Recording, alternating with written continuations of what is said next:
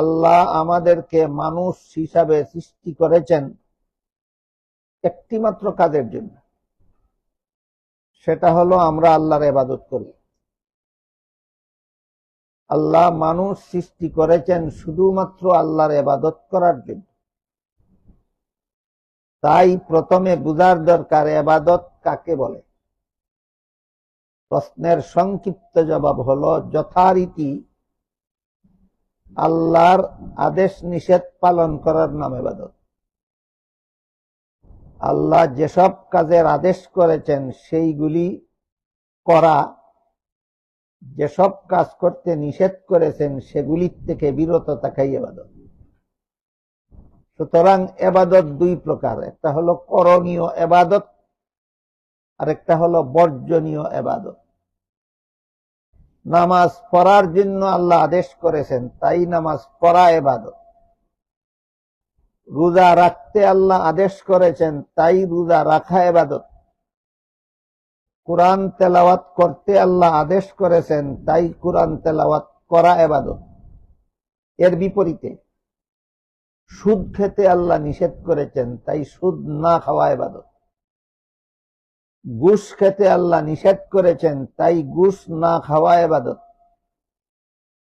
মদ পান করতে আল্লাহ নিষেধ করেছেন, তাই মদ পান না করা ইবাদত। কাজেই আল্লাহ যে কাজের আদেশ করেছেন সেই কাজ করার নাম ইবাদত।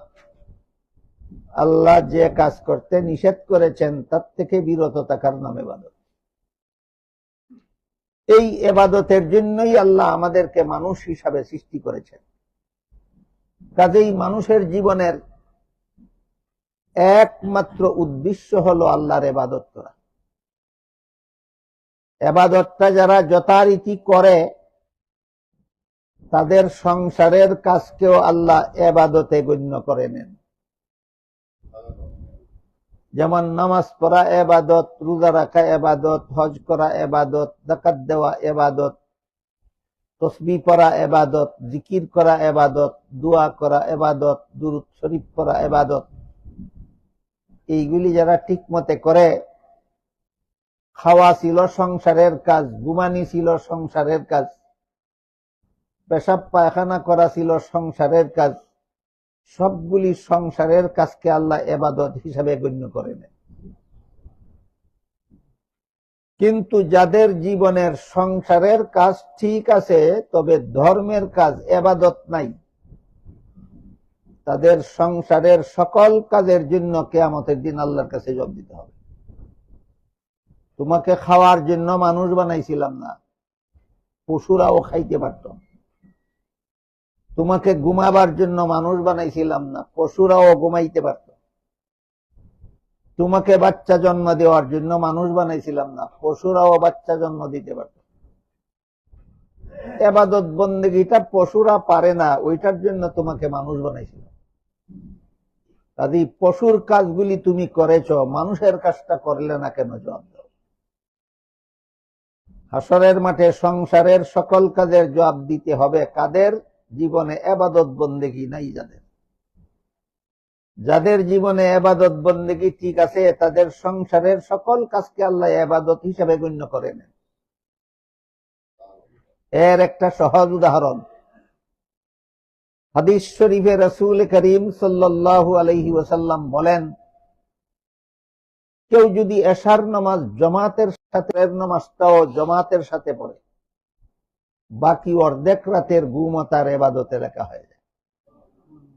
তাই রাসূল বলেন, যেই ব্যক্তি এশার নামাজও জামাতের সাথে পড়ে ঘুমাইল, আবার ঘুম থেকে জাগার পরে ফজরের নামাজও জামাতের সাথে পড়ল, আল্লাহর রাসূল বলেন ওই লোকটা এশার থেকে ফজর পর্যন্ত সারা রাত যত ঘুম ঘুমাইল, সারা রাতের ঘুম তার ইবাদতে লেখা হয়ে গেল।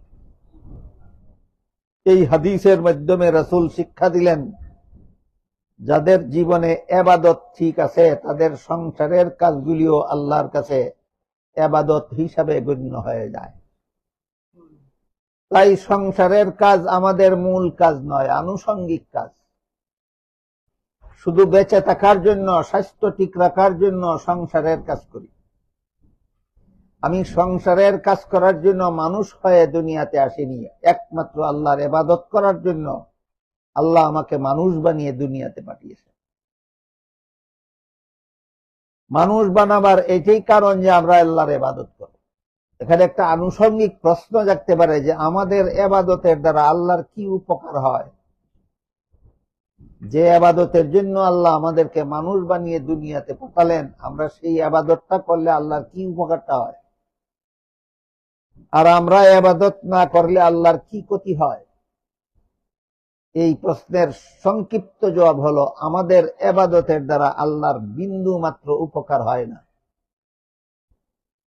শুধু আমরা জান্নাতের যোগ্য হই।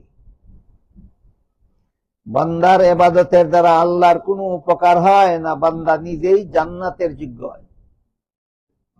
বান্দা ইবাদত না করলে আল্লাহর কোনো ক্ষতি হয় না, সে নিজেই জাহান্নামের শাস্তির যোগ্য হয়। সুতরাং ইবাদত করা না করার দ্বারা লাভ ক্ষতি আল্লাহর নয়, লাভ ক্ষতি আমার নিজের। এই ইবাদত করার জন্য আল্লাহ আমাদেরকে সৃষ্টি করে পৃথিবীতে পাঠিয়েছেন। সাথে সাথে হযরত আদম আলাইহিস সালাম থেকে নিয়ে মুহাম্মদুর রাসূলুল্লাহ সাল্লাল্লাহু আলাইহি ওয়াসাল্লাম পর্যন্ত লক্ষাধিক মানুষকে আল্লাহ নবী রাসূল বানিয়েছেন। আল্লাহ আমাদেরকে মানুষ বানিয়েছেন আল্লাহর ইবাদত করার জন্য। আর মানুষ জাতির মধ্যে একদল মানুষকে আল্লাহ নবী রাসূল বানিয়েছেন মানুষকে ইবাদতের নিয়ম পদ্ধতি শিক্ষা দেওয়ার জন্য।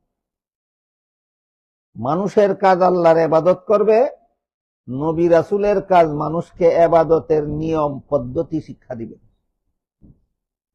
তাহলে নবী রাসূলের কাজ মানুষকে ইবাদতের নিয়ম পদ্ধতি শিক্ষা দিবেন, তারা নিজেরা ইবাদত করেন কেন? আরেকটা প্রশ্ন জাগতে পারে। এর কারণ আল্লাহ কোরআনের বিভিন্ন আয়াতে স্পষ্ট করে বলে দিয়েছেন। এক আয়াতে আল্লাহ বলেন, কুল সুবহানা রাব্বি হাল কুনতু ইল্লা বাশারার রাসূলা। অর্থাৎ হে রাসূল করিম সাল্লাল্লাহু আলাইহি ওয়াসাল্লাম, আপনি বলে দিন আমি আল্লাহর শরীকদার নই, আল্লাহ শিরিক থেকে পবিত্র, বরং আমি একদিকে মানুষ অপরদিকে রাসূল। মানুষ হওয়ার কারণে ইবাদত করি, রাসূল হওয়ার কারণে ইবাদতের নিয়ম শিক্ষা দিই। নবী রাসূল মানুষ ও রাসূল ইবাদত করেন কেন? মানুষ হওয়ার কারণে। উম্মতকে ইবাদতের পদ্ধতি শিক্ষা দেন কেন? রাসূল হওয়ার কারণে। তাহলে নবী রাসূলের মধ্যে দুইটা জিনিস আছে, একটা হলো ইবাদত হওয়ার কারণ, তারা মানুষ, আর একটা হলো ইবাদতের নিয়ম শিক্ষা দেন কেন? তারা রাসূল।